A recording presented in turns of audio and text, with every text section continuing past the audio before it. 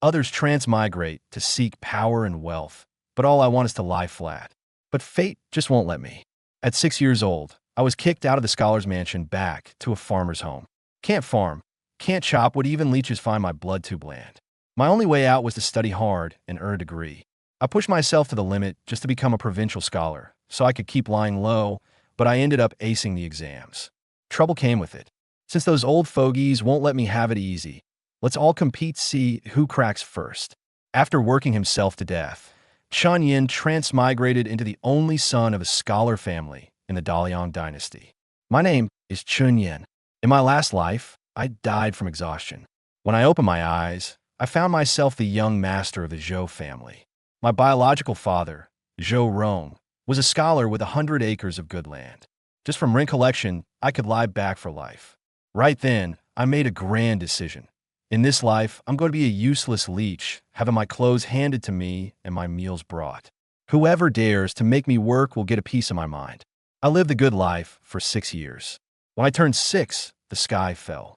Someone told me that I was swapped at birth with the Chun family farmer's child. I'm the fake young master, and the real one has been suffering in Chenjiuan's farmhouse. I was quickly packed up and sent back to the Chun family, changing from Zhou Yin, Master Zhou, back to being a beast of burden, Chun Yin. On the first day back at the Chun family, I was driven to work in the fields. A 6-year-old boy counts as half a strong laborer in a farming household. My hands were tender after holding a sickle all morning. They were rubbed raw. In a moment of carelessness, I slashed a big gash in my calf, and blood gushed out. I looked down and saw both legs covered with leeches, with 3 already burrowed in and bloated black from sucking blood. I was scared out of my wits on the spot. I lay in bed for 2 days before recovering. Lying there, the straw pricked me all over, making me itch and ache, and my arms were covered with red scratch marks from scratching myself. I stared at the mottled adobe ceiling and let out a long sigh. A beast of burden is a beast of burden in any era. The old Chun family in Chenjiuan was considered well off, with 3 green brick-tiled houses and 16 acres of farmland. They called themselves a family of farming and scholarship, claiming an ancestor who had served as a prefect magistrate. So the Chun family has to support their descendants in studying for the imperial exams for generations.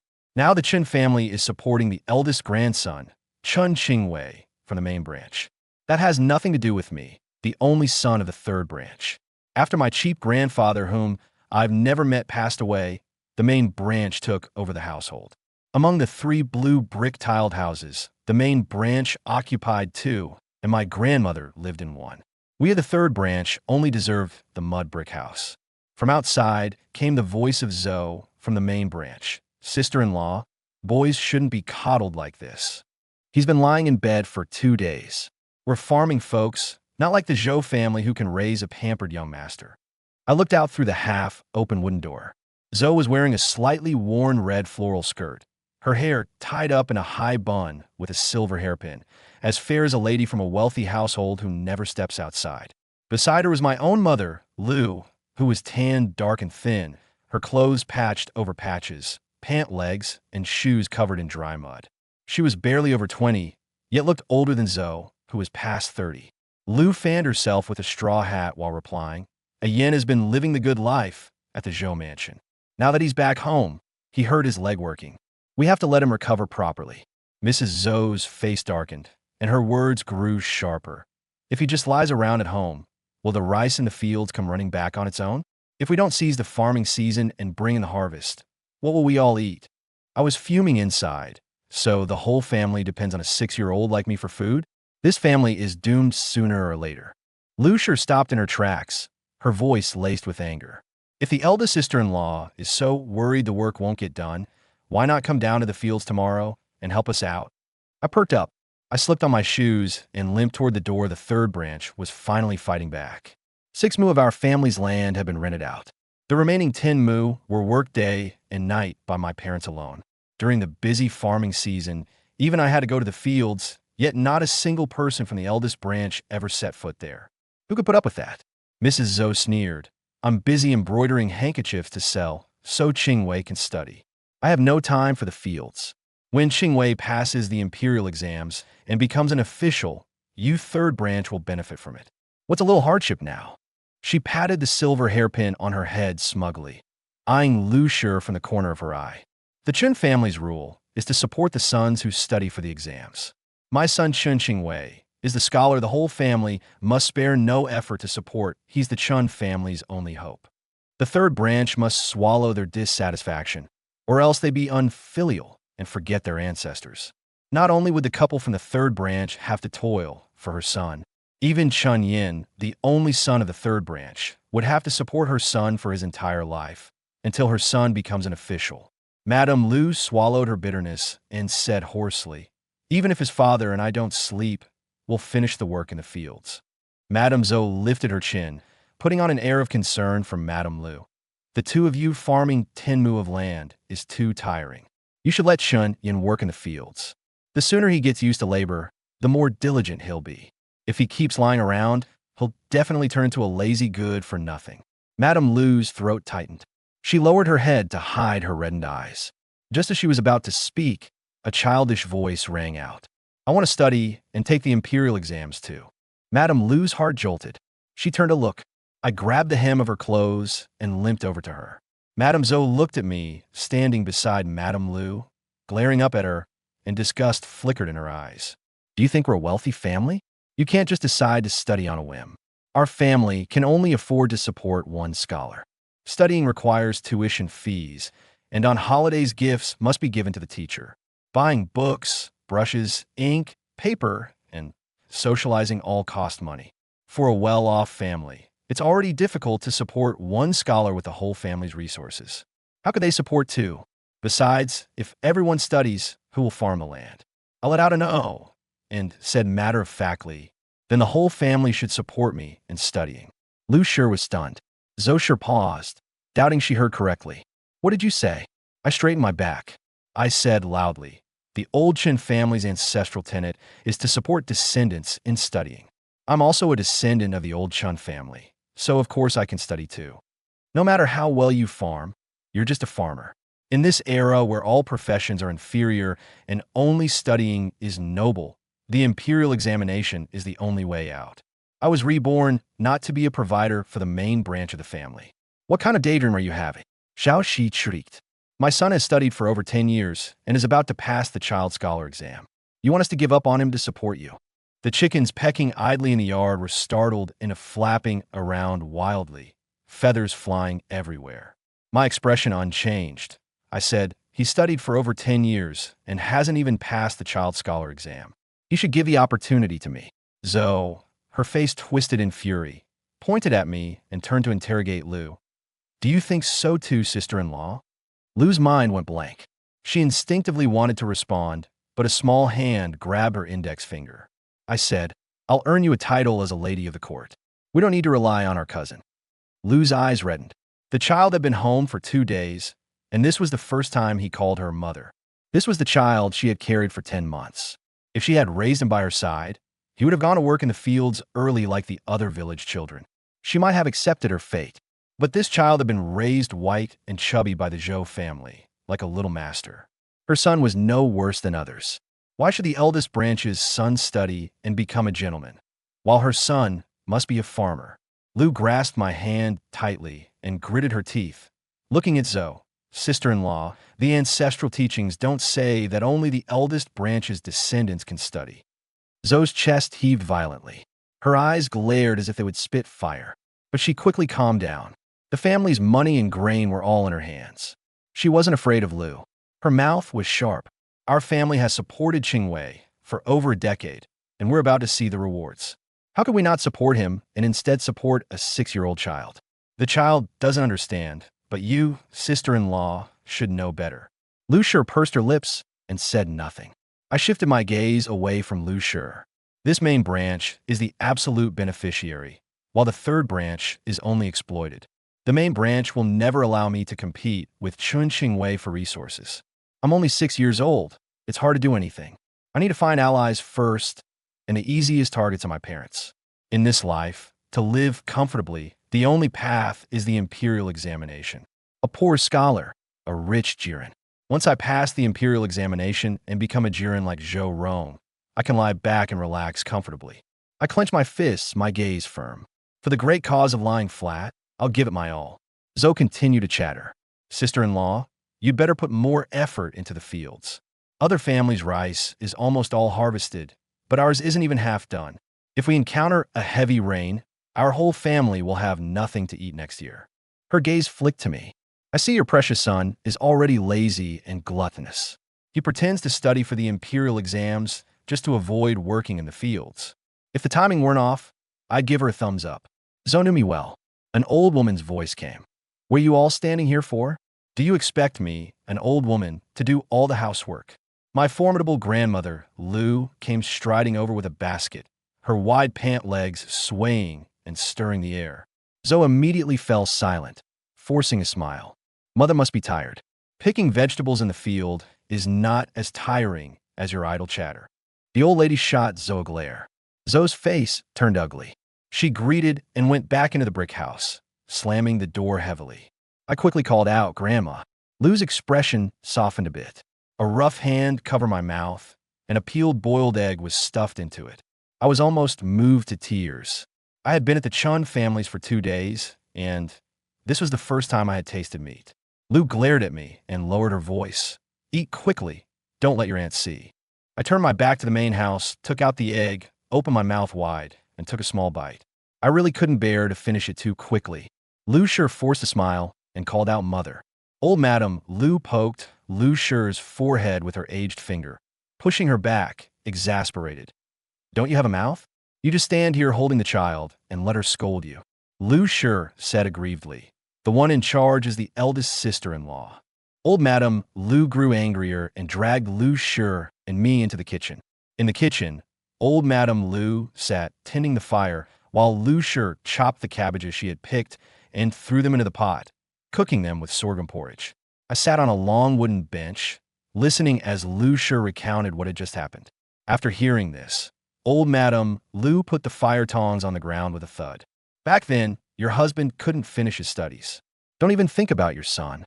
I asked what had happened, and Old Madam Lou explained everything in detail. My so-called grandfather was the only son in the family.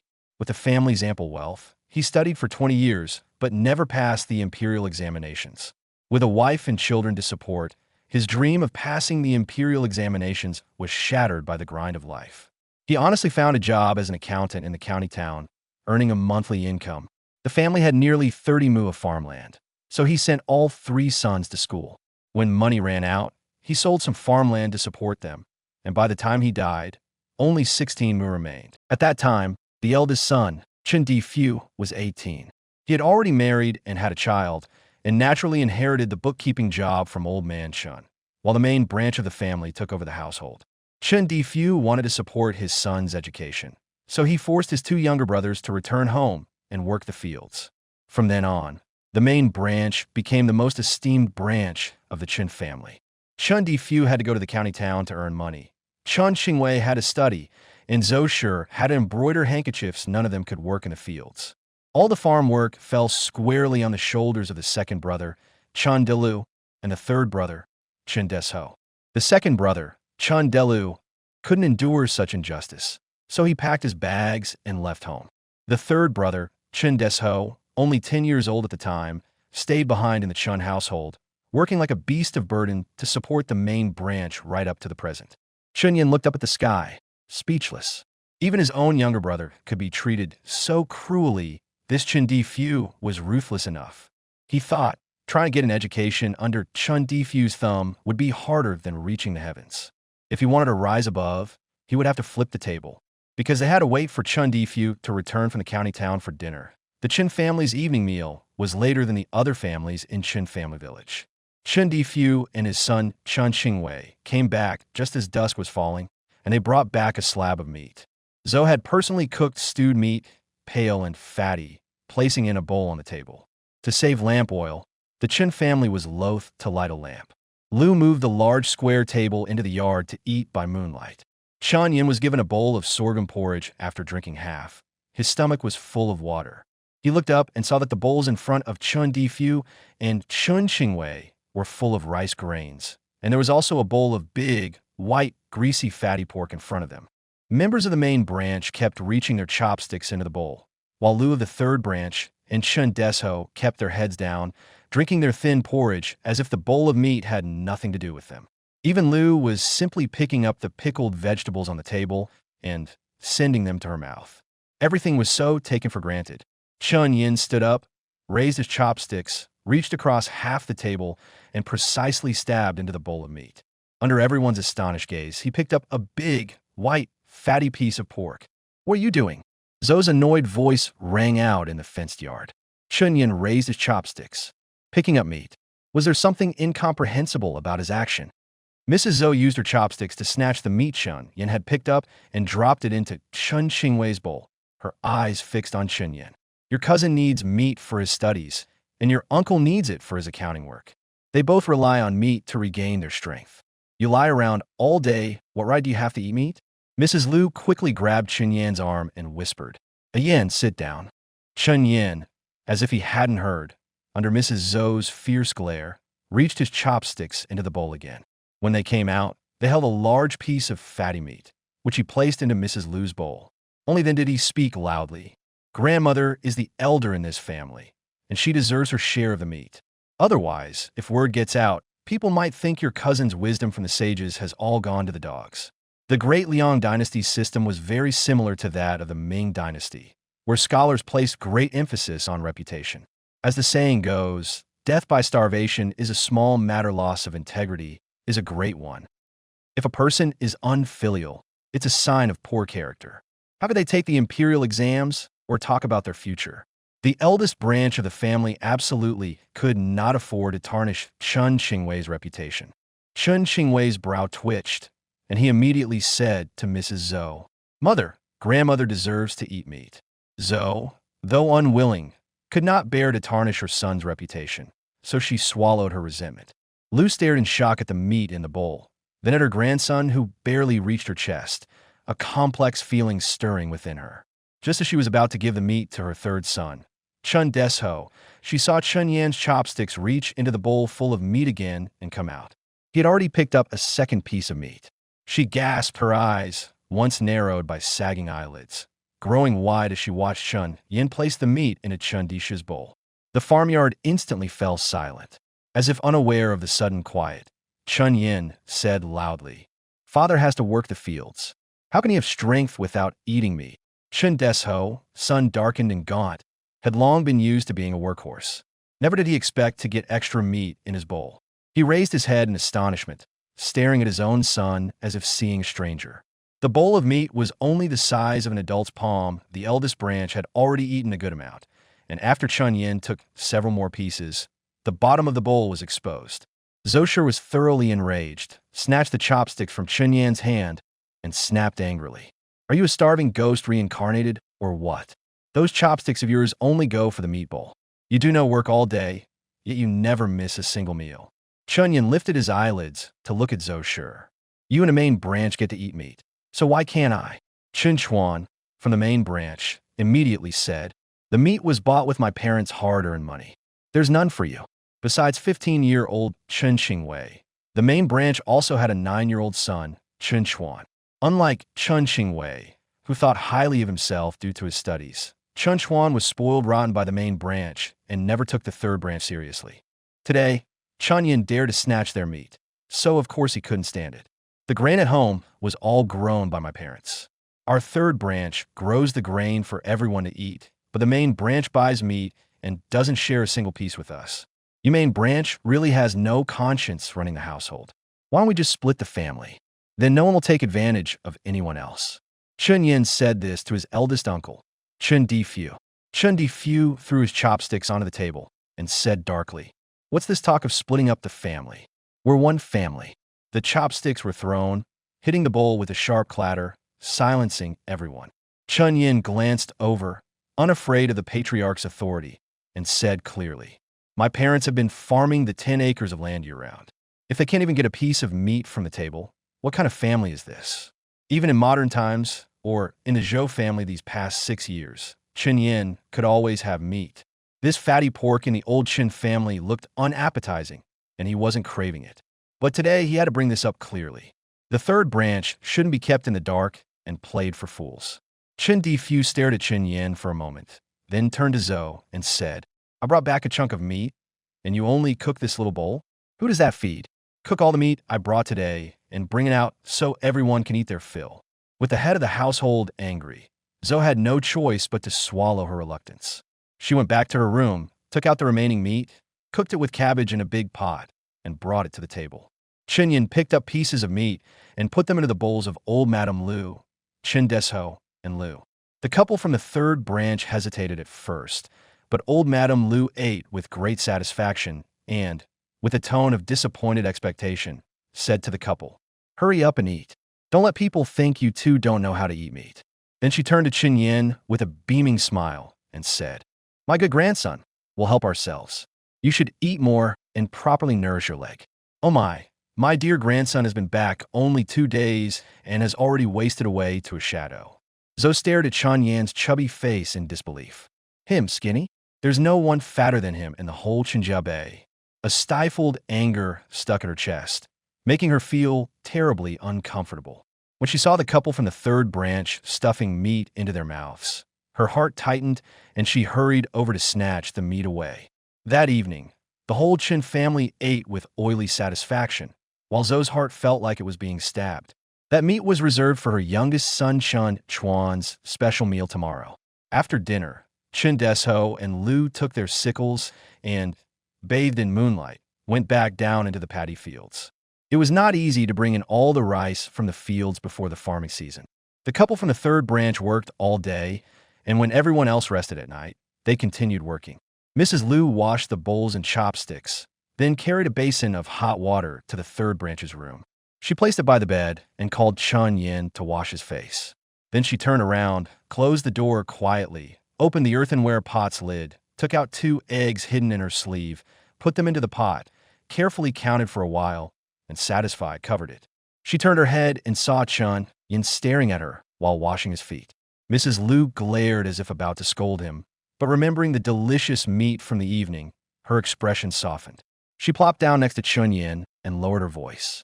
These eggs are all saved up for you to get a wife. Don't you dare tell anyone. Chun Yin looked at her doubtfully. Just with the 2 eggs you stole, you're going to give me a wife? Mrs. Lu was very displeased with his doubt. You're only 6, still 10 years away from getting married. If you steal 2 eggs a day, you can exchange them for 2-1. In a year, you'll have. Madame Lu hadn't studied, so of course she couldn't understand such complex arithmetic and glossed it over. It could be several 100-1, and in 10 years that would be several taels of silver. It was always Madame Lu who fed the Chun family's chickens, so she stole 2 eggs every day and hid them in an earthen jar in the third branch's room, planning to have Chun Desho take the accumulated eggs to town to exchange for money after the busy farming season ended. Chun Yin stayed in the room for 2 days, and Madame Lu had hidden 4 eggs. 1 year is 731.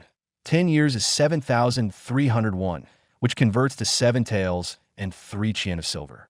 Chun Yin blurted out. A sharp gleam burst from Madame Lu's cloudy old eyes.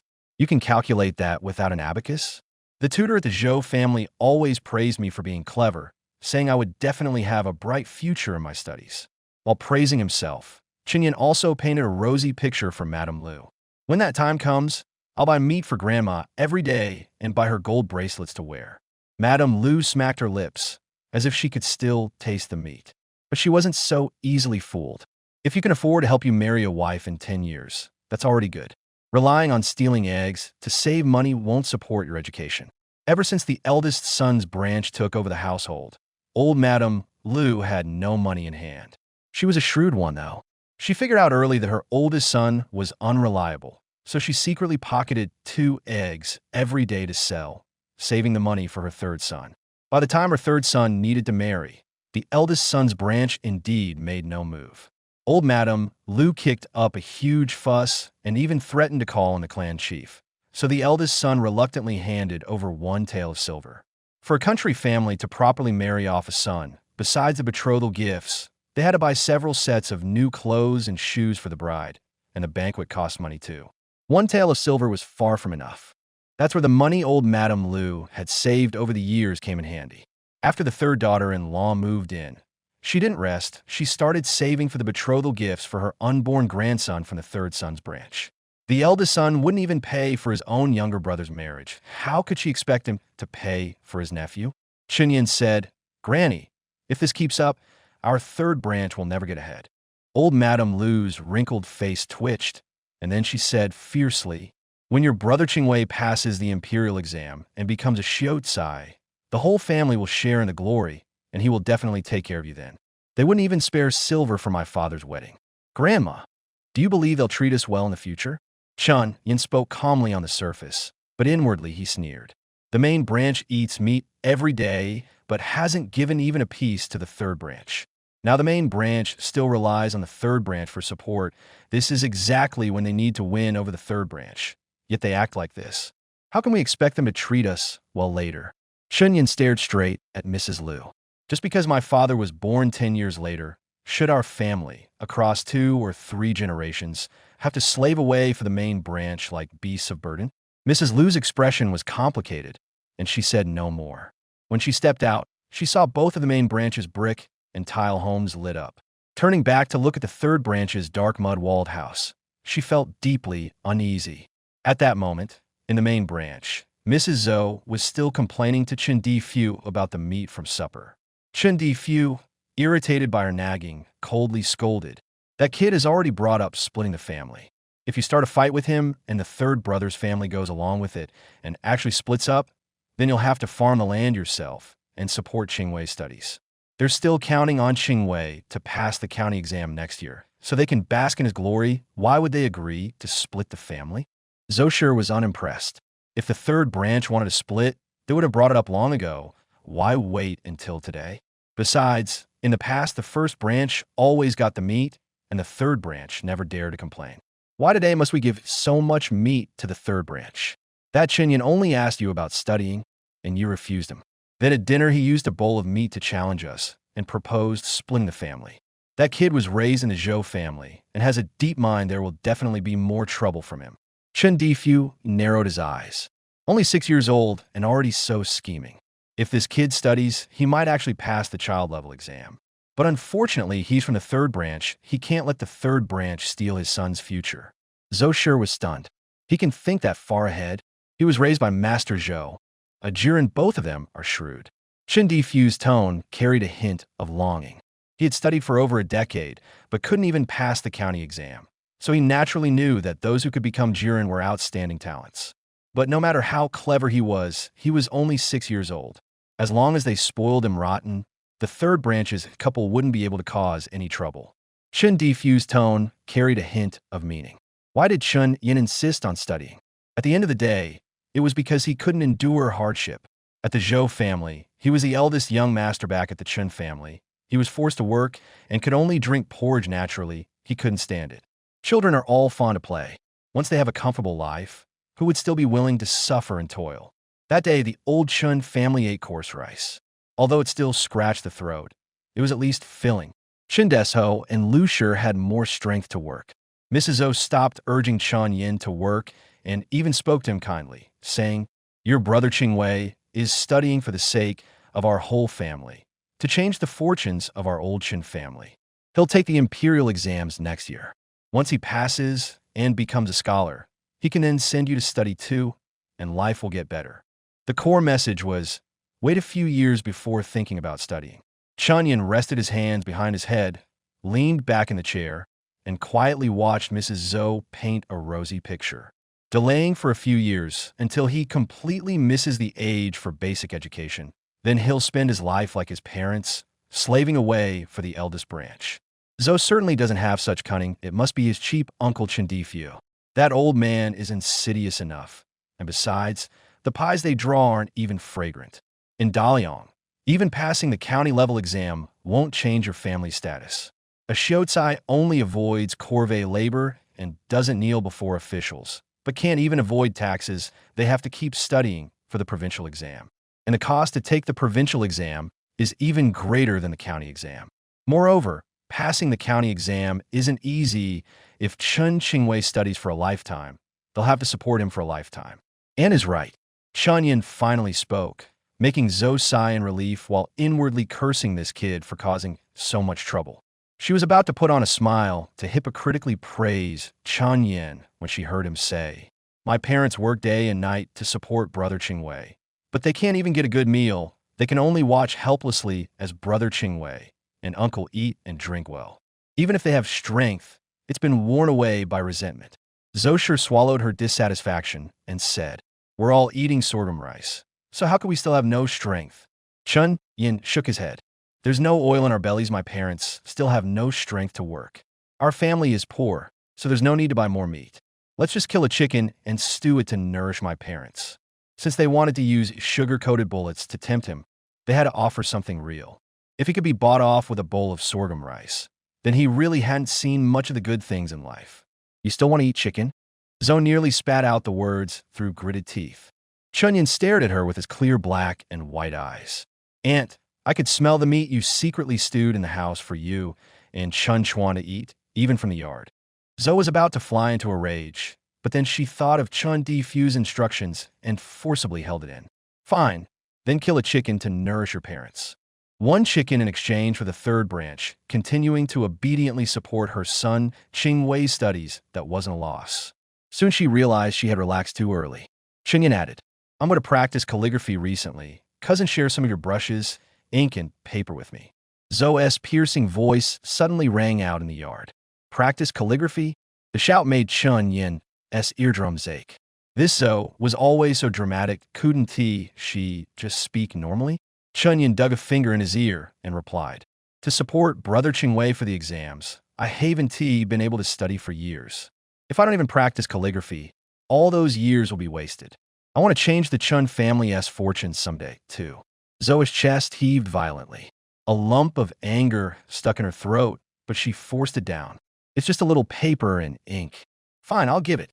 When the grain is harvested, send the third brother to the county market to sell it for money. Then buy better stuff for Chingwei." Thinking about how hard the third branch couple worked, Zoe felt a bit better. She went back inside and took out 3 sheets of paper, 1 writing brush, and half an ink stick. Chun Yin glanced at them, took them, but wore a face full of contempt.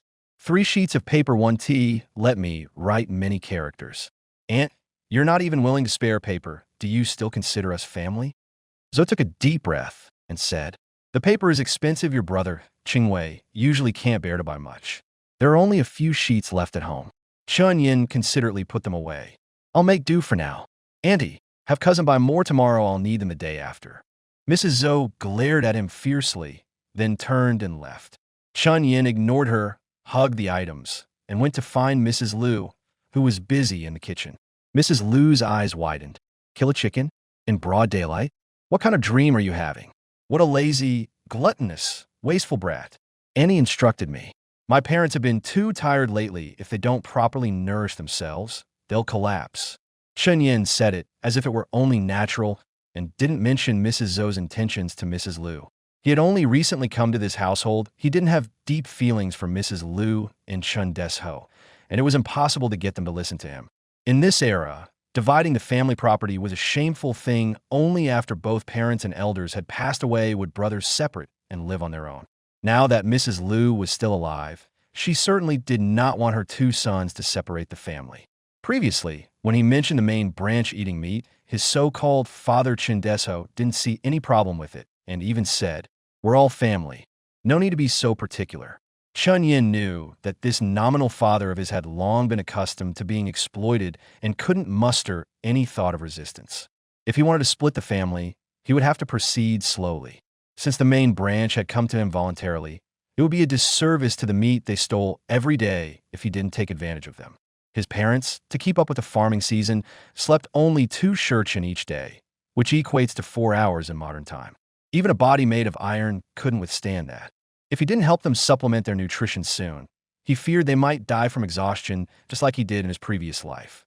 Lady Liu had no feelings for this nominal grandson of hers, but could she not care for her own son?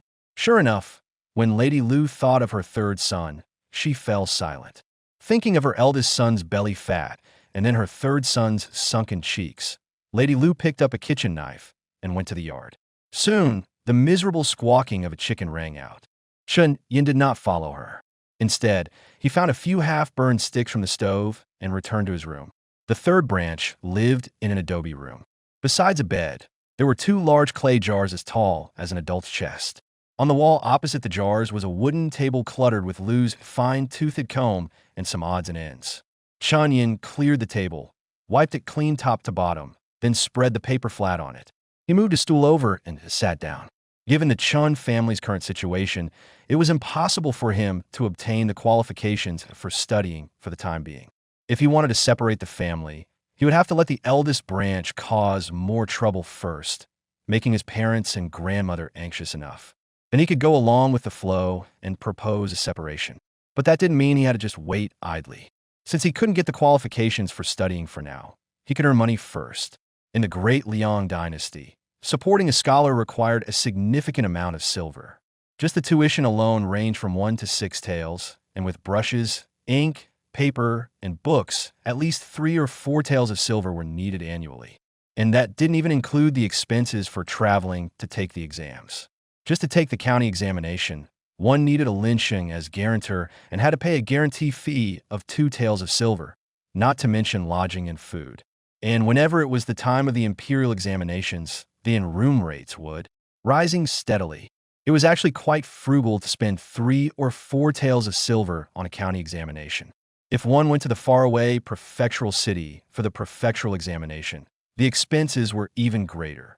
For a farming family, after deducting basic living costs, the whole household toiled from the start of the year to the end, and even then, only in a year with favorable weather could they save 2 or 3 taels of silver. This shows how enormous the cost of studying was. So, before the family division, he had to earn as much money as possible to ensure he could study in peace later on. Previously, when reading time travel novels, the protagonist would start making glass, soap, and other things to earn money right after transmigrating, but that was impossible for him. The Chen family hadn't split yet. If he went into business with great fanfare, all the money would have to be handed over to the eldest branch. Otherwise, the label of selfish and disregarding his elders would be slapped on him, and that would ruin his path to the imperial examinations. Moreover, he had no means of protecting himself right now. Such money-making ventures would be impossible for him to keep. He understood the principle. An innocent man may have wealth, but that wealth becomes his crime. The most suitable way for him to make money was through story scripts. During the Ming Dynasty, various types of story scripts were already very popular. He had read some at the Zhou family's place. Their literary skill was extremely strong. Each one began with a brilliant poem, and in between, poems were inserted from time to time to add flavor. Even if he put a knife to his throat, he couldn't come up with it. But he could draw. Some well-printed storybooks came with illustrations, but most were extremely crude. This gave him an opportunity. Chun Yin felt that if he drew illustrations for Journey to the West, it would be a huge hit. However, Journey to the West had been banned since the previous dynasty and was still a banned book in the Great Liang. Also banned were the plum and the golden vase and water margin. When he realized that the books he could clearly remember the details were mostly banned in feudal dynasties, Chun Yin fell completely silent. His thoughts seemed a bit dangerous. Fortunately, he wasn't writing storybooks. After thinking it over, he set his sights on Romance of the Three Kingdoms. Romance of the Three Kingdoms sold well, and many bookshops reprinted it repeatedly. If he drew illustrations for it, the chances of selling were even greater. Chun Yin's pockets were cleaner than his face now. The first thing he needed to do was turn his drawings into money, and that meant catering to the market. The first one he drew was a scene known to all, young and old. Peach Garden, Oath of Brotherhood. Whenever Chun Yin picked up his brush, he would lose track of time. It was only when the room grew too dark to see the drawing on the paper that he realized night had fallen. He packed up his things and put them into the clay jar. When he opened the door, the aroma of chicken soup rushed toward him. Chun Yin took a few deep breaths. Turning around, he saw Zhou standing in the yard, glaring at him fiercely. Now that he was someone who needed to pave the way for the imperial examinations, adhering to the principle of respecting elders, Chun Yin generously took the initiative to greet Zhou. "Aunt, do you smell that? The chicken soup smells really good." Zhou's face grew even darker. When she turned and went back into the house, she slammed the door again. Bang! A loud crash. Chun Yin silently sympathized with the main house's wooden door for a moment, then turned and went to the kitchen to wait for dinner. He hadn't eaten any of the fatty meat yesterday. Today, he absolutely wouldn't let the chicken soup escape him. Today's dinner was still eaten in the yard, as usual. When a big basin of chicken soup stewed with radish was brought to the table, the entire fence yard was filled with its aroma. The first branch and the third branch still sat facing each other, but the chicken soup was not placed in front of the first branch, as usual. Instead, it was set in the middle. The two drumsticks were naturally for the two children of the first branch, but the first branch did not monopolize the chicken soup as before. Chen Yin sat still and spoke to Lu. "Mother, I want some chicken soup." Lu instinctively looked up at Zhou, and seeing that although she looked displeased, she did not stop her, Lu gritted her teeth, stood up, and ladled half a bowl for Chen Yin. Chen Yin only glanced at it and said, "No meat." As soon as he said this, not only Zhou, but even Chen Chuan looked very unhappy. Lu's heart was pounding, so she tried to persuade him. Chicken soup is more nourishing than meat. Usually these were all for the first branch. Today, he's had half a bowl of soup, which is enough. Chen Yin then looked at Chen Difu. "Uncle, may I have some chicken meat?" Chen Difu's expression softened. "You are a member of the Chun family, so of course you can eat it." Chen Yin asked again, "Can grandma and my parents eat chicken meat and drink chicken soup?" Chen Difu looked a bit unnatural, but still forced himself to say, "We're a family. Why talk about whether you can or can't? If you want to eat, just eat." Chen Desho and Lu Shi exchanged glances, both seeing surprise in each other's eyes. Chen Desho even looked toward the horizon. The sun had already set, so he couldn't tell if it had risen from the west today. "Mother, I want to eat some chicken," Chen Yin said to Lu Shi again. Lu Shi snapped back to attention and, before the eldest branch could change their minds, quickly scooped some chicken pieces into Chen Yin's bowl. Seeing the bowl filled to the brim, Chen Yin finally said to Lu Shi, "Give Dad a bowl too, and Mom should eat as well. Aunt said you've been working too hard lately and need to nourish yourselves." "Big sister-in-law?" Lu Shi looked at Zhou Shi in disbelief. Zhou Shi slapped her chopsticks on the table and said in a harsh tone, "Go ahead, eat. All of you, just stuff yourselves. You two are really something. When you work, it's like you don't care about your lives, but when chicken soup is right in front of you, you don't even know to serve yourselves. I have to do it as an old woman." Lady Lu grumbled as she stood up, ladling a large bowl for her third son and his wife, then one for herself before sitting down and barking, "Eat." The aroma wafting from the bowls was irresistibly tempting.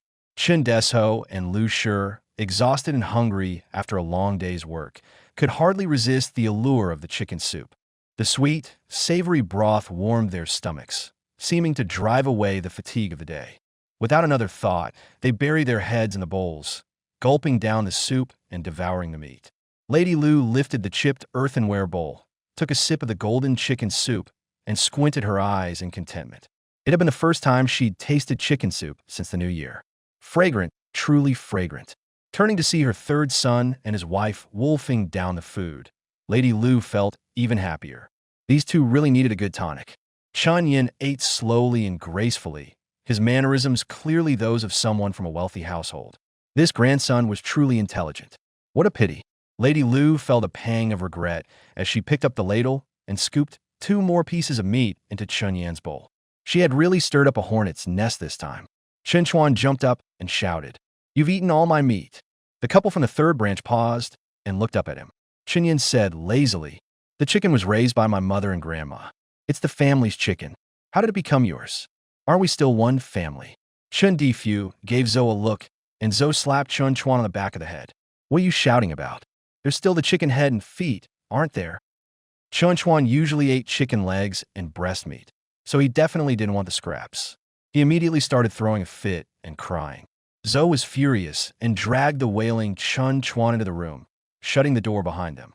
Others are like starved souls reborn, and they've already scarfed down the whole pot of chicken soup. "What's the use of you crying?" These words really struck a nerve. Chen Desho and Lu's faces turned awkward. Even Lu said angrily, "Who are you calling a starved soul reborn? What's wrong with me eating a few pieces of meat?" Chen Qingwei had always looked down on such noisy quarrels, leaving without even touching his food. Chen Difu shot a deep look at Chen Yin before standing up and leaving as well. Now only Lu and the third branch's family remained at the table. In the room, Chen Chuan was crying and screaming, mixed with Zhou's scolding disguised as cursing. Chen Desho and Lu couldn't sit still. Chen Yin spat the chicken bone onto the table, stood up, and distributed the leftover chicken head and neck from the pot to Chen Desho and Lu before finally speaking. You need to eat your fill to have the strength to work. Lu also urged them on. Thinking of all the unharvested rice in the field, the couple wasted no more time and finished off the remaining chicken soup. Even the sorghum rice that the first branch hadn't finished was dumped in a Chun Dishu's bowl and eaten, showing he usually never got enough to eat.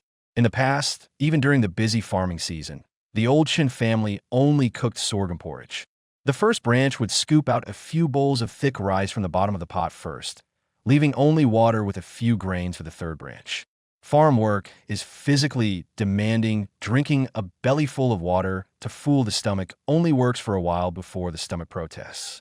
At such times, Chun Desho and Lu could only drink more water to keep tricking their stomachs. But these past 2 days were different. Last night they had fatty meat, today 3 meals of sorghum rice, and in the evening, chicken and chicken soup. The couple felt an inexhaustible surge of energy. Putting down their bowls and chopsticks, they rushed off to the fields.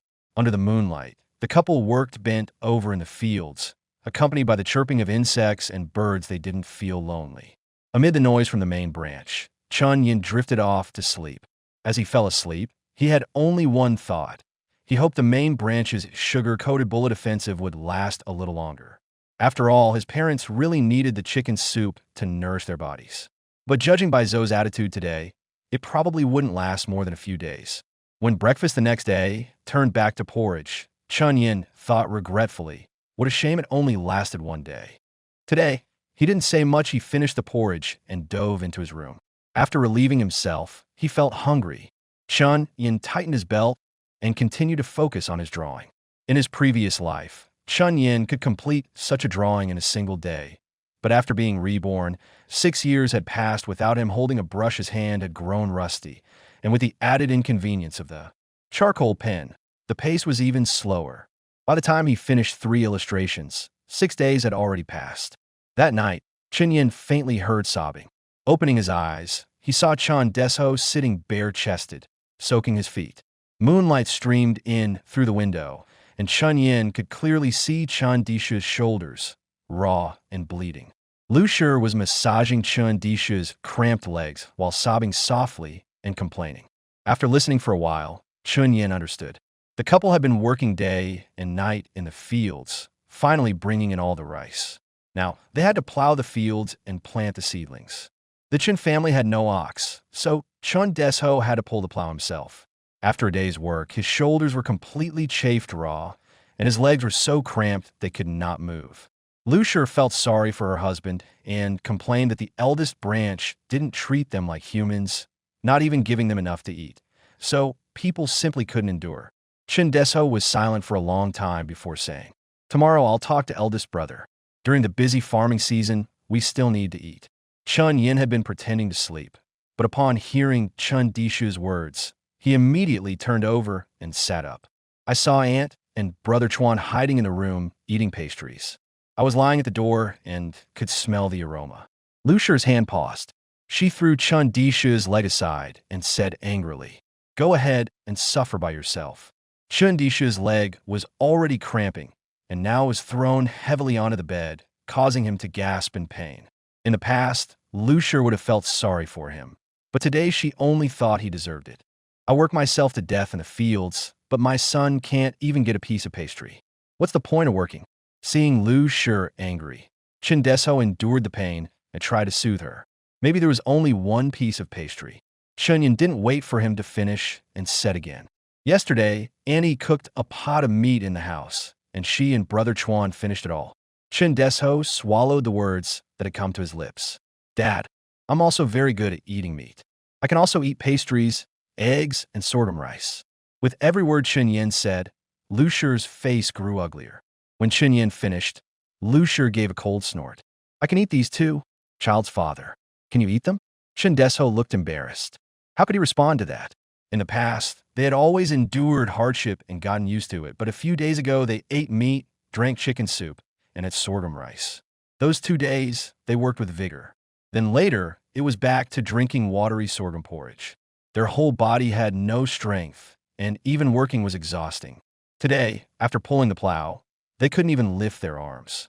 Thinking that there were still 3 or 4 mu of fields left to plow, Chin Desho felt a chill in his heart. He wanted to say something, but by the moonlight he saw his wife's emaciated figure and his throat tightened. Before she married, Lu had a rather plump figure and was capable, no worse than many men. On top of that, she was pretty matchmakers nearly wore out her doorstep back then. He had worked hard just to marry her, and over the years, she had followed him, toiling away, but couldn't even eat well, becoming increasingly gaunt. Their mother has suffered following me. At those words, Lu's eyes grew warm.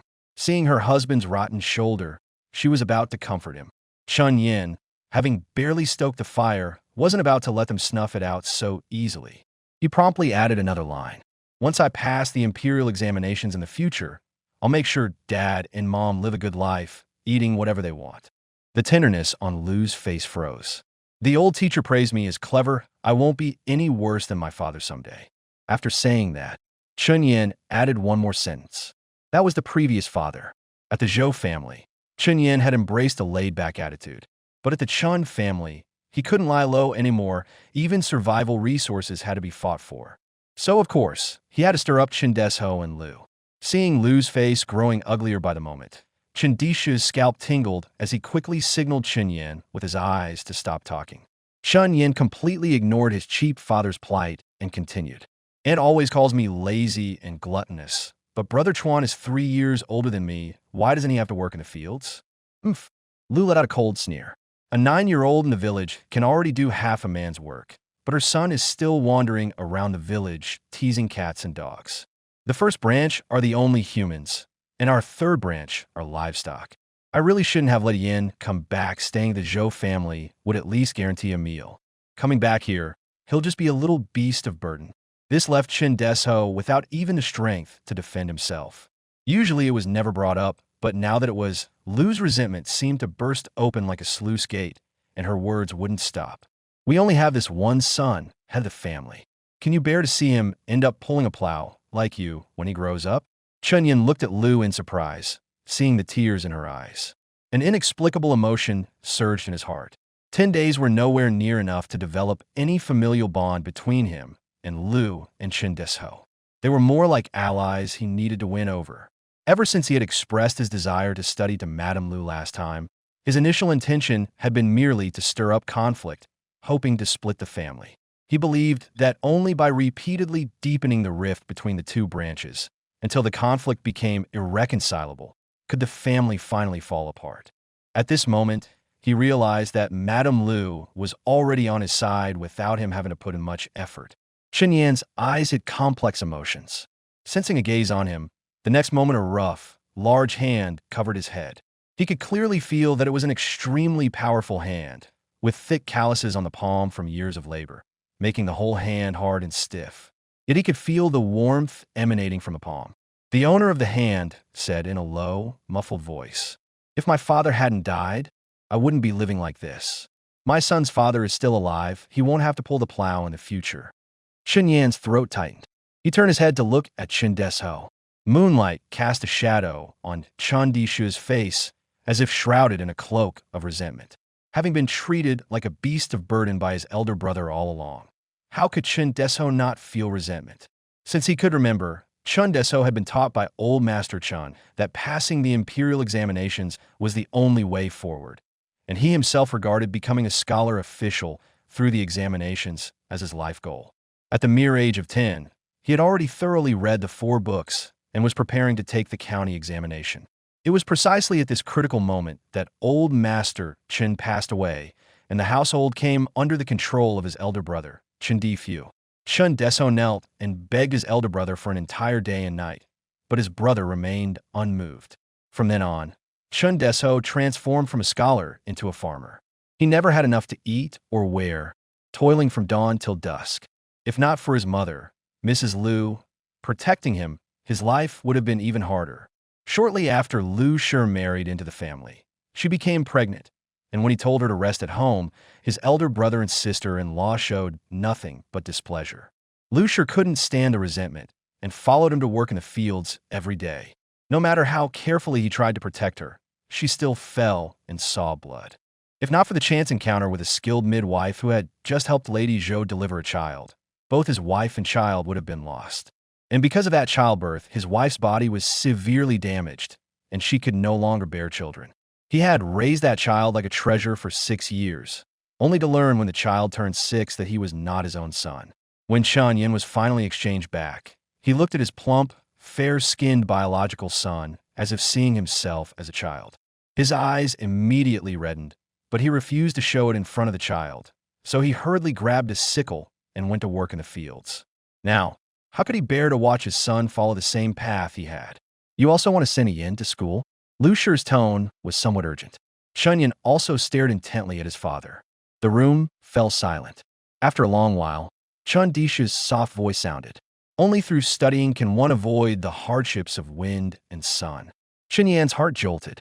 So it turned out that without him having to do so much, his parents already had the intention to lift him up. He didn't know what drove him, but he said in a hoarse voice, "Uncle and Aunt don't want me to study." Chen Disha's eyes showed struggle. But Lu said, "My own son, I'll support him myself. Let us just go our own way, child as father. As long as mother is still here, it's not right to split the family." Chen Desho felt a bit deflated. Thinking of her mother-in-law, who had treated her sincerely, Lu also grew dispirited. After all, Chen Difu and Chen Desho were both Lu's sons. Lu naturally wanted her sons to live in harmony. Chen Yin lowered his head, hiding the shrewd glint in his eyes. It seemed that to split the family, he first had to win over the old lady. Thinking of the old lady made him think of the eggs hidden in the earthen jar, and thinking of the eggs made Chen Yin realize he was hungry. Suddenly, a sound rang out. Grumble. Chen Yin clutched his stomach and met his mother's sympathetic gaze, then heard his own stomach also let out. Grumble. As Lu awkwardly covered her stomach, Chen Desho's stomach joined in. In the room, the family of 3 stared at each other, starving. "Let us just go to sleep quickly. Once you're asleep, you won't be hungry," Chen Desho said honestly. Lu shot him a reproachful glance. "It's fine if we adults go hungry, but the child is growing and can't go hungry either. Let's boil some eggs."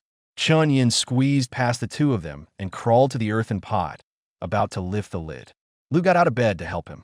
She had originally thought to just boil an egg to nourish Chen Yin, but unexpectedly, Chen Yin grabbed 6 eggs, insisting that his parents also get nourished.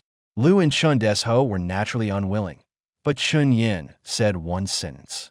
"If you collapse, I'll be like father, no one to protect me." Instantly, the 2 adults' emotions surged. "Eat.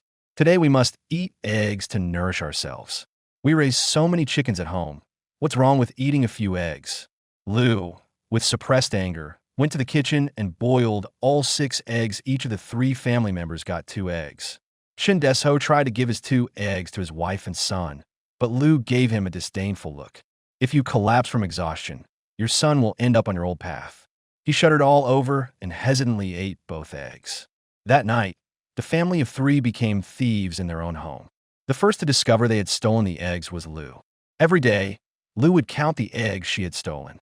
Today, as soon as she opened the lid, she noticed many were missing. Shocked and uncertain, she counted the eggs over and over again. There was no mistake, the eggs were fewer. Lu broke out in a cold sweat. First, she suspected the eldest branch had found out, but then thought that if it were them, they wouldn't have left a single egg and would have caused a huge scene. It couldn't be the 3rd branch's couple stealing to eat. That left only one person, Chen Yin. Lu lifted her eyelids and stared at Chen Yin. Chen Yin nodded matter-of-factly. "Ate them last night." Lu strode over to Chen Yin on her thin, scissor-like legs, grabbed him by the ear, and gritted her teeth. "Those were saved for your wife buying fund, and you dare steal and eat them?"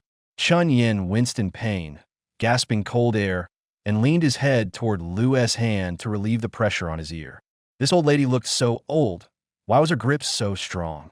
It was clear that Lu wasn't letting him go. She increased the pressure in her hand, accompanied by the sound of gnashing teeth. "Still going to sneak food?"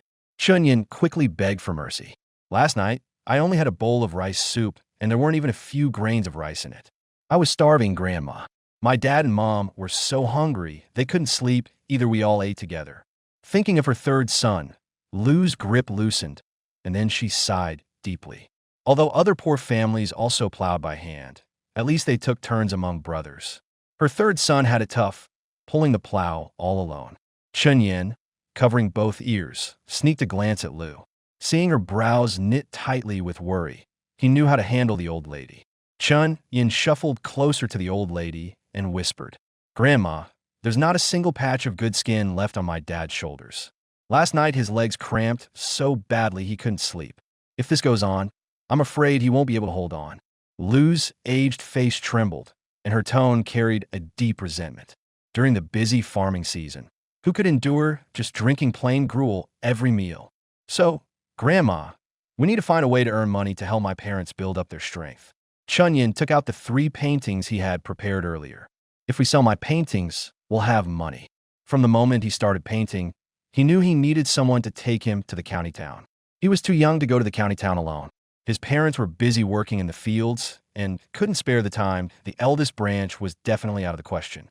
The only one left in the family was Lu Shi. From the egg incident, he could tell that Lu Shi favored the third branch. With proper guidance, she could become a big help to him. Lu Shi let out a sarcastic laugh. "What good paintings could you possibly make? Grandma, you underestimate me. I was raised by the honorable scholar, and he taught me how to paint. No one in the surrounding villages paints better than me. If you don't believe me, take a look." The effect of name-dropping was significant. As soon as she heard the name of Scholar Zhou, Lu Shi was already half convinced. After all, he was a scholar, a literary star descended from heaven. Lu Shi leaned in to take a look, and a barely concealable joy spread across her face. "This painting is really beautiful. The people look like people, the trees look like trees, and there's even a house. The child raised by the scholar master is truly talented." After being further enticed by Chun Yan's grand promises, Lu packed up her things and headed to the county town with him. Chin Family Village wasn't far from the county town, only about half an hour's walk. Occasionally, an ox cart would pass by the village entrance, and for just 1 copper coin per person, you could ride it all the way to the county town. On normal days, Chun Difu and Chun Qingwei from the eldest branch's family took the ox cart back and forth, spending 4 copper coins a day. But just because the eldest branch could afford the ox cart didn't mean Lu and Chen Yin could. In Lu's mind, it was better to spend that money on some meat to stew and nourish the whole family. So Chen Yin had no choice but to follow Lu out of the village, take a small path to the main road, and then head west. After about 2/4 of an hour, they could see the towering city wall of Feng County in the distance. By the time the grandmother and grandson reached the city gate, it was already past noon. Since it was the busy farming season, few people were entering the city, and the yamen runners guarding the gate were quite lazy. Seeing Lu approaching with her basket, a young runner stopped the 2 of them. To enter the city, each person must pay 1 copper coin. Chun Yin arrived at the county town for the first time and didn't realize you had to pay to enter. He pointed at himself. "Do kids have to pay too?" The clerk glanced at him. "Aren't you human?" Chun Yin was at a loss for words. "If you have to pay to enter the city, who would dare to come?" "Oh, Chen Difu and Chun Qingwei go in and out of the county town every day. That's 2 in a day for the 2 of them, plus the cart fare makes 6 won. Excluding rest days, 27 days a month cost 162 won. The expenses of the eldest branch are truly outrageous." Lu Shi pulled Chun Yin closer, put on a flattering smile, and said, "Officer, this old woman brought her grandson to sell some eggs, just hoping to earn a little for food. We have no silver on us. Would you consider taking eggs instead?" The young clerk frowned. "It's not me who collects the entry fee. If I take eggs, how am I supposed to report to my superiors?" Lu Shi smiled even more ingratiatingly, pulled 3 eggs from her basket, and pressed them into the young clerk's hand, her eyes pleading. The young constable glanced at their worn clothes and the remaining 11 eggs in Lu's basket, knew they were truly destitute, and let them into the city after she begged, "Have mercy, sir." As she walked, Lu felt distressed over her eggs. 3 eggs can be traded for 3 coins. "If you can't sell your painting today, I'll spank your bottom until it's black and blue," she warned. Chun Yin instinctively covered his bottom, suddenly feeling immense pressure. Lu had brought all the eggs she had hidden at home to the county town, so naturally, she wanted to exchange them for money. The vegetable market in the county town was in the west, while the bookstores were in the north. Chun Yin wanted to go to the north market to check several bookstores, but Lu insisted on selling the eggs first. To spare his ears, He had no choice but to follow her to the West Market. It was called a vegetable market, but in reality, it was just farmers from the countryside carrying their own produce and selling it by the roadside. Though there was a street, the farmers only ever grew the same few common varieties. In the morning, the vegetables were fresh. The stewards from the wealthy households would come early to pick the freshest ones. By the afternoon, the vegetables would wilt under the sun and the prices would drop. That's when ordinary townsfolk came to buy cheaper vegetables. Although Lu and Chun Yin arrived in the afternoon, the market was still bustling, with the sound of haggling echoing throughout the street. Lu set down her basket, lifted the small cloth covering it to reveal the eggs inside, and gave Chun Yin a look. He immediately started shouting, "Eggs! Fresh eggs!" Entering the city required a fee, so those selling vegetables naturally wouldn't bring their children along. That's why Chun Yan's youthful voice stood out so much amidst the noisy market. Before long, an old woman carrying a basket came over. Seeing there were only 11 eggs, the old woman clicked her tongue twice. "TSK, TSK. You two spent 2 coppers to come into town just to sell a few eggs? You must have money to burn." Chun Yin felt a burning gaze fix on him from behind, yet a chill ran down his spine. If he couldn't sell the painting today, he was done for. Mrs. Lu sighed and said to the old woman, "Farm work is exhausting. I just thought I'd come to the county town to buy some meat to supplement the family. I just saved up a few eggs these past 2 days and came to sell them. I'm not expecting to make money." Upon hearing that the eggs were laid just a couple of days ago, the old woman bought them all immediately. Mrs. Lu counted the 11 copper coins twice, confirmed it was correct, then put them into a worn, white-washed coin purse with 2 patches, tucked it in her bosom, pressed it tight with her aged hand, and then cheerfully took Chun Yin to the North Market. Compared to the West Market, the North Market was much quieter and more serene.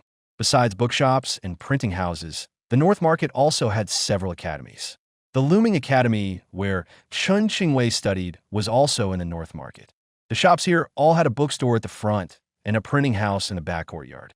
Chun Yin stood at the entrance of the North Market, chose the largest bookstore, and walked in with high spirits, only to be politely asked to leave. The bookstore had its own painters and had already engraved the printing blocks. Changing to new illustrations was not only time-consuming and labor-intensive, but also extremely costly, which was not cost-effective for the shop. In Daliang, the printing of books had become widespread. Most books sold in bulk were printed from woodblocks. Once the blocks for illustrations were carved, they were reused repeatedly. No matter how well Chun Yin drew, bookshops were reluctant to use his work. Chun Yin was not discouraged by his initial defeat. In his previous life, when he first started drawing comics, he also began by submitting to the biggest comic companies. When rejected, he would move on to the second-tier companies. Anyway, after enough rejections, his experience would max out. Since he couldn't reach a deal with the largest bookshop, he would try the second one.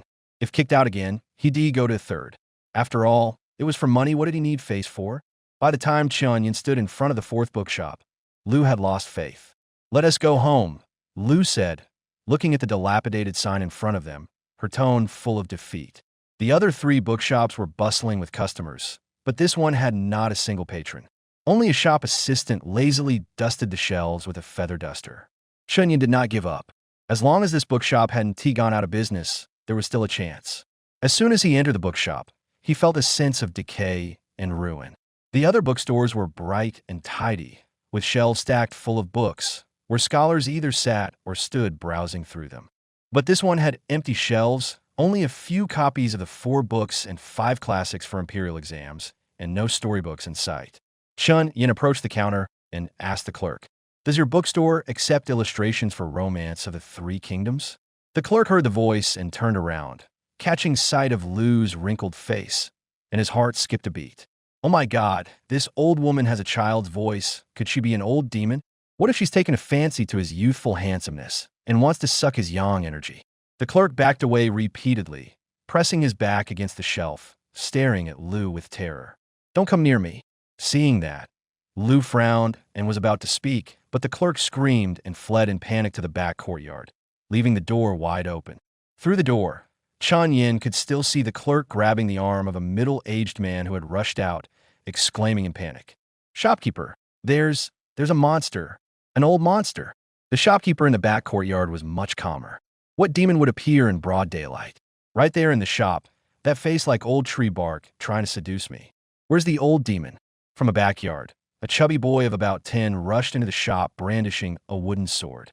The shopkeeper was startled. "Young master, please slow down." He quickly shoved the clerk aside and hurried after him. When the chubby boy ran into the courtyard and saw only Madame Lu, he asked, "Granny, did you see a demon? Granny, did you see a demon?" Madame Lu had thought Chunyin was already quite plump, but compared to this chubby boy, he was actually quite slender. She looked bewildered. "I didn't see any demon."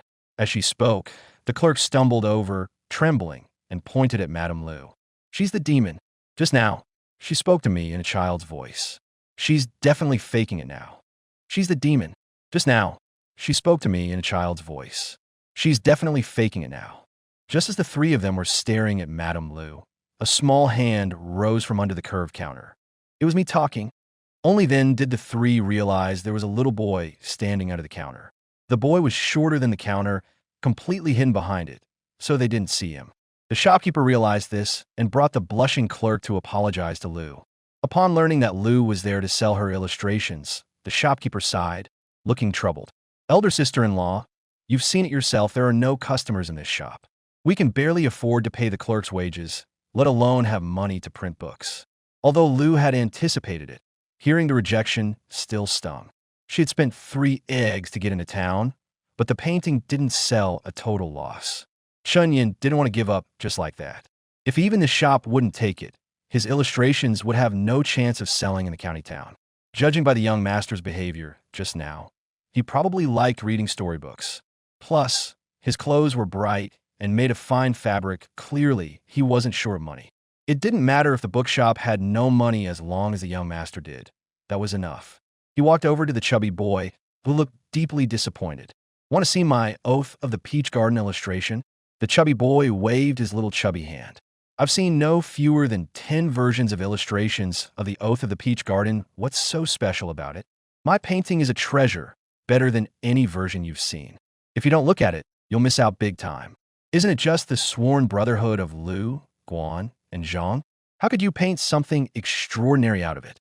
The chubby kid, unconvinced, raised his chin and said arrogantly, "Then let this young master see your great treasure." Chunyin unrolled the painting scroll and presented it to the young master. The young master originally intended to mock it after viewing, but once his eyes fell on the painting, he couldn't look away. Ordinary depictions of the Oath of the Peach Garden emphasize artistic conception, capturing the spirit rather than the form. The figures are simply sketched, just enough to show that there are 3 people. But the 3 people in this painting seem as vivid as if real people were placed inside. Their noses and eyes are all different, and even their beards differ according to their personalities. Moreover, just from their expressions, one can tell exactly who each of the 3 is. Even their shadows are lifelike, as if the 3 were standing right before him, taking the oath of brotherhood. The young master's eyes sparkled with light, and all the flesh on his face seemed ready to jump with excitement. What a fine painting! Seeing his interest, Chunyin immediately took out the remaining 2 as well. One was 3 Heroes Battle Lu Bu, and one was The Burning of Red Cliffs. This one was the hardest, costing Chunyin quite a bit of time. But the effect was remarkable as soon as the young master laid eyes on The Burning of Red Cliffs. He was so excited he couldn't look away. So illustrations can be this lifelike. The young master suddenly lifted his head and said to Chunyin, "How about I buy each painting for 300 coppers?" Lu Shi gasped sharply, her eyes nearly popping out. 300 coppers for one painting? That was worth more than half a year's worth of eggs she had stolen. But the shopkeeper was frantic. "Young master, you mustn't. The engraving process for illustrations is tedious and costly. If we start a block printing bookshop, we'll drain our last reserves. This bookstore might not survive." Yet the young master was adamant. "With these 3 paintings, if we reprint Romance of the 3 Kingdoms, it's sure to sell like hotcakes. Once we make a big profit, our bookshop will be revived." Chunyin praised. The young master has good taste. Flattered by the praise, the young master clasped his hands toward Chunyin and said chivalrously, "You flatter me." But the shopkeeper was pacing anxiously. The young master knew nothing about business. Although many people had read Romance of the Three Kingdoms, many printing houses had produced it, and it wasn't selling well now.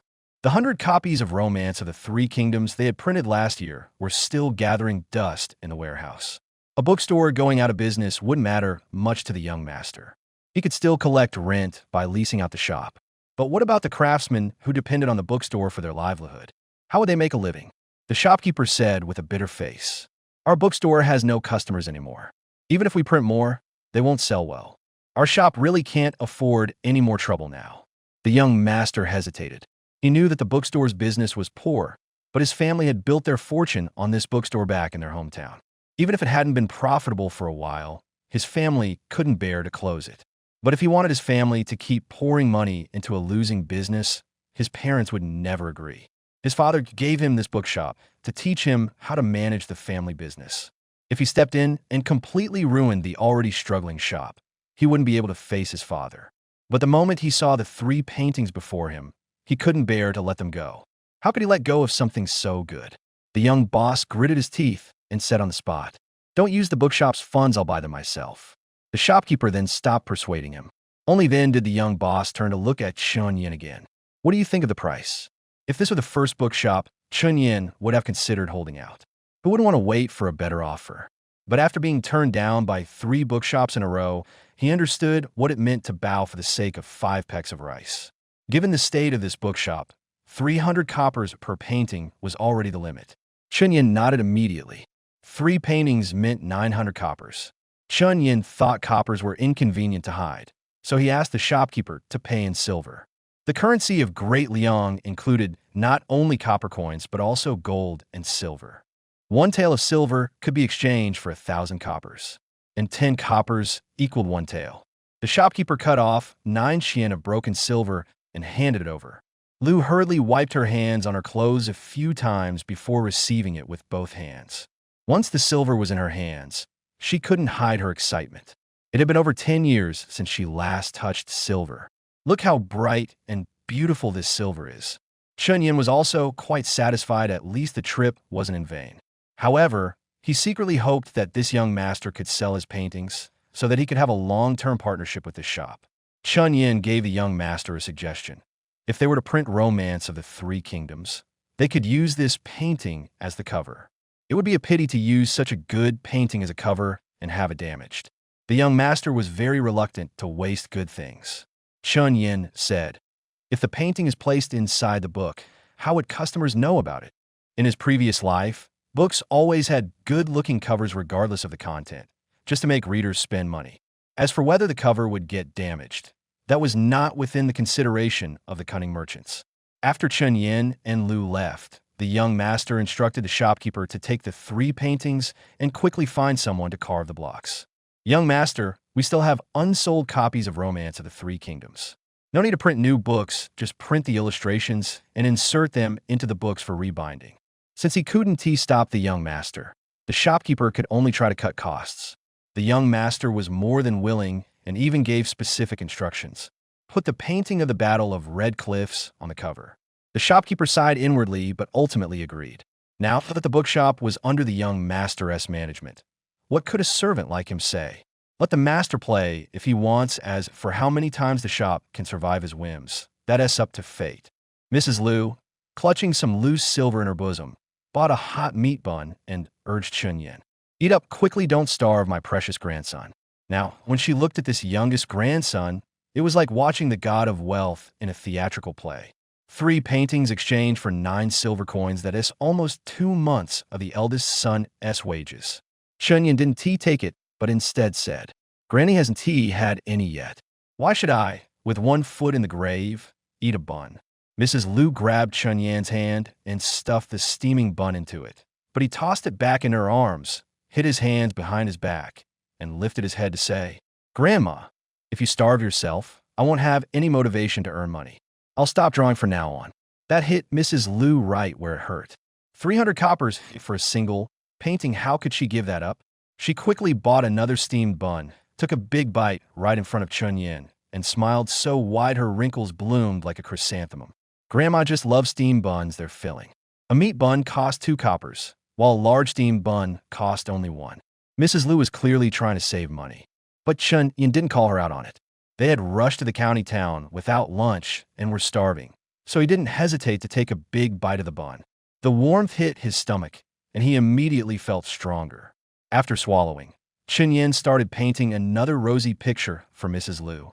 Once we split the family, Grandma, will you come live with us? I'll work hard and make sure you have steamed buns every day. Even a landlord's family can't eat steamed buns every day. What kind of family are we to live like immortals? Liu scolded him with her mouth, but the smile on her face simply couldn't be stopped.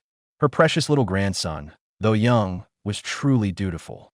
Afraid she might go hungry, he insisted she buy stuffed buns to eat.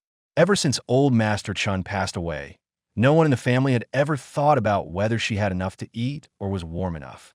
Even when she had some good food in the past, she would hide it away for the third branch of the family. All those years of stealing eggs, she never once allowed herself to eat a single one.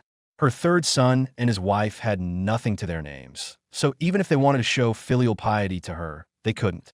Her eldest son was well off, but he only cared about his own family. Where was his mother's place in his heart? It was this little grandson, who had just returned home, who still thought of her.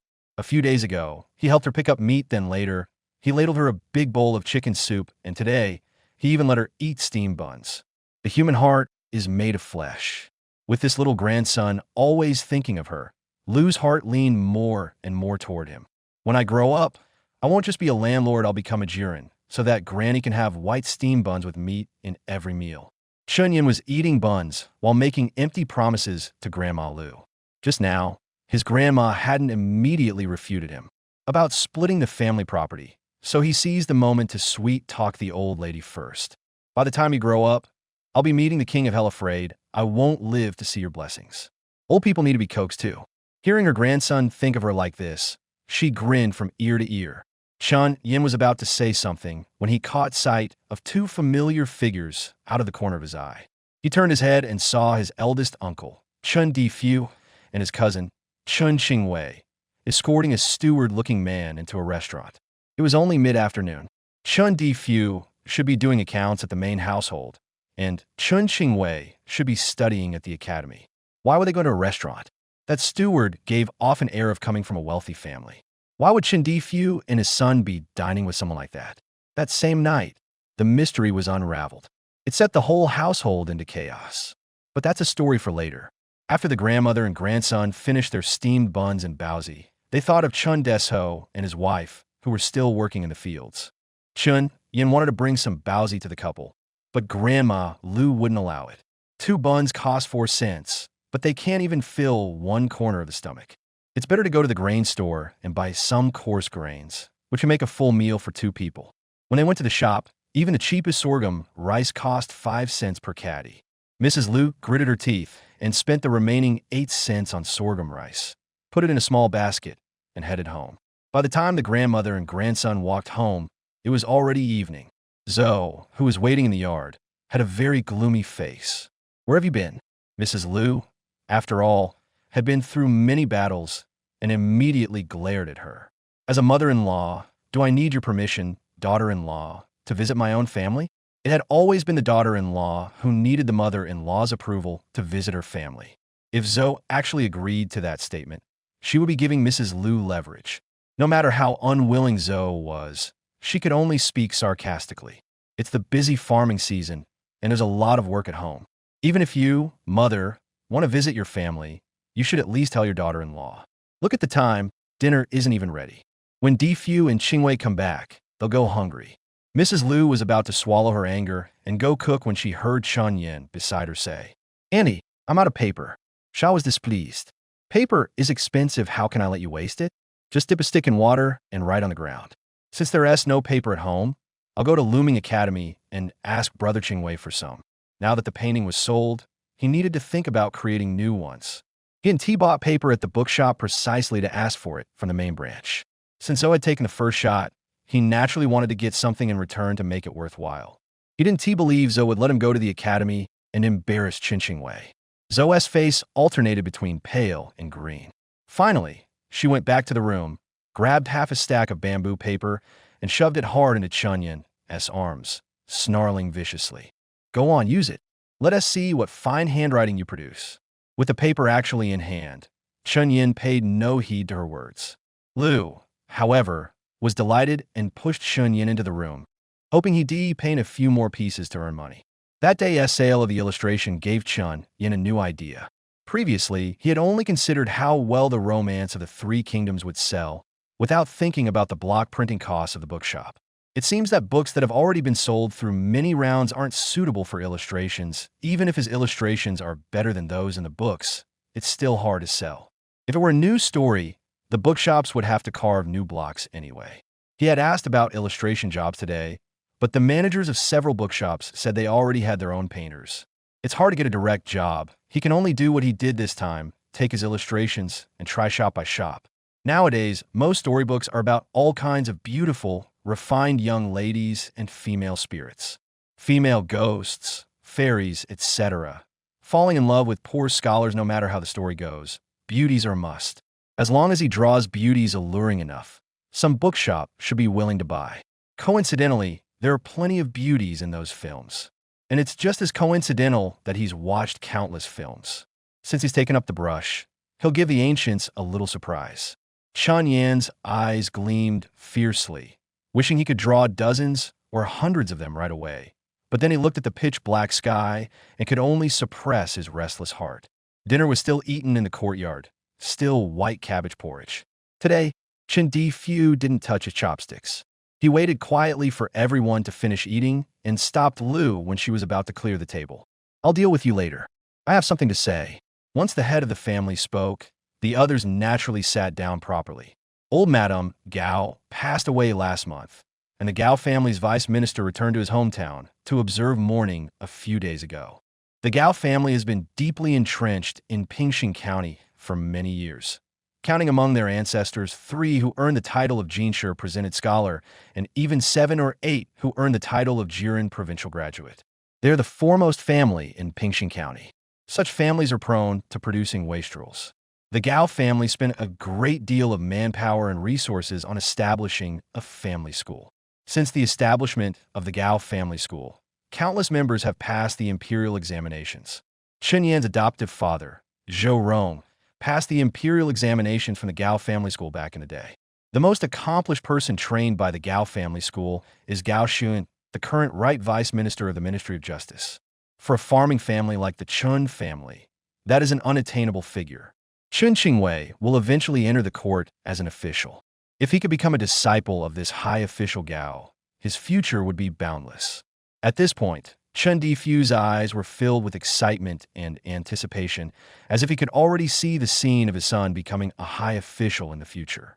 Chun Qingwei sat with his back straight, a look of delight on his face. Why would such a high official be willing to accept Qingwei as a disciple? Mrs. Lu's abrupt question gave the father and son pause. Qingwei is exceptionally gifted and surely has a bright future as long as he meets the vice minister. There will definitely be an opportunity. Chen Di-Fu said with considerable pride. His son had been praised by the teacher since childhood. How could Lord Gao let such a promising seedling slip away? But for now, Qingwei has no official rank or title.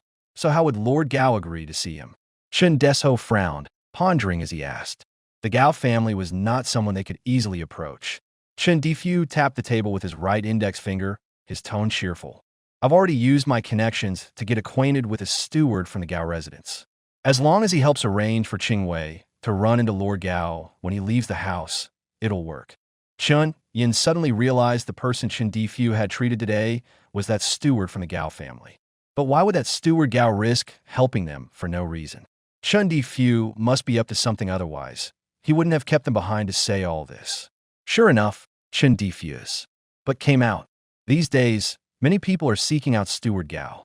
Who he helps and who he doesn't depends on each family's sincerity. Big brother, you mean? Madame Lu felt a sense of foreboding.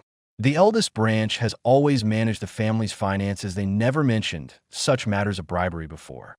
Chen Di-Fu said, Supervisor Gao said it would take 100 taels before he'd be willing to help.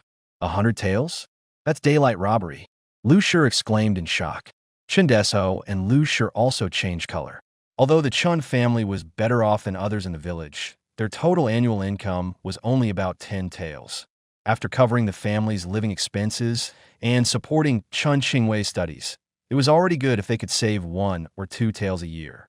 100 taels was an astronomical figure for the Chen family.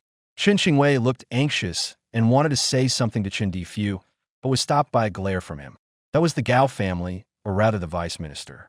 If Qingwei could become his disciple, then when he takes the county exam, the magistrate would certainly show favor, and he would also receive consideration at the prefectural exam. If Qingwei then passed the county exam to become a scholar, or even succeeded in the provincial exam to become a jiren, that would completely glorify the family and fulfill the generation's long dream. Chunyan looked down, rubbing his sleeve, his expression unchanged. Even if we manage to scrape together this 100 taels and give it to the Gao family steward to let Chen Qingwei accidentally meet Vice Minister Gao, how can we guarantee that Chen Qingwei will catch Vice Minister Gao's eye and be accepted as his disciple? Chen Difu's claim that Chen Qingwei is intelligent is just self-praise. If he truly had such talent, why at 15 hasn't he even passed the child student exam? Back then, Zhou Rong became a shiozai at the age of 14. But Chen Qingwei wanted to take shortcuts. Even in the county and prefectural exams, his path has deviated. However, at this moment he did not speak, but quietly waited for the others' reactions. Lu Shi spoke up. 100 taels of silver is really too much. How could we possibly come up with it? Chen Difu leaned back his upper body. Zhou Shi saw this and immediately spoke. Over the years, your eldest brother's monthly wages plus what I earn from embroidering handkerchiefs have saved up 33 taels of silver. If we sell some farmland to make up the rest, it should be enough. Upon hearing about selling farmland, Lu Shi was furious. She shook off Chen Dishu's hand that was stopping her, stood up directly, and angrily said, "There are only 16 mu of farmland left in the family. If we sell them, what will we eat and drink? Once Qingwei gains official rank, will we still worry about not having farmland?" Zhou's face showed displeasure. Lu said with reddened eyes, "Who can say for sure when he'll pass the imperial exams?" Chen Qingwei immediately said, "With Vice Minister Gao's guidance, I'm sure I'll pass the county-level exam soon." This was an opportunity he needed to seize. Chen Difu ignored Lu and instead stared at Chen Desho. "Third brother, now with just 100 taels, we could buy Qingwei a bright future and bring honor to our old Chen family. Are you willing or not?" As long as Chen Desho agreed, Lu would have no way to stir up trouble, even if she was unwilling. This family, after all, bears the name Chen. Lu grabbed hold of Chen Dishu's clothes. The child's father. Chen Yan also fixed his gaze on Chen Desho. If his father gave in, then he would have to think of another plan.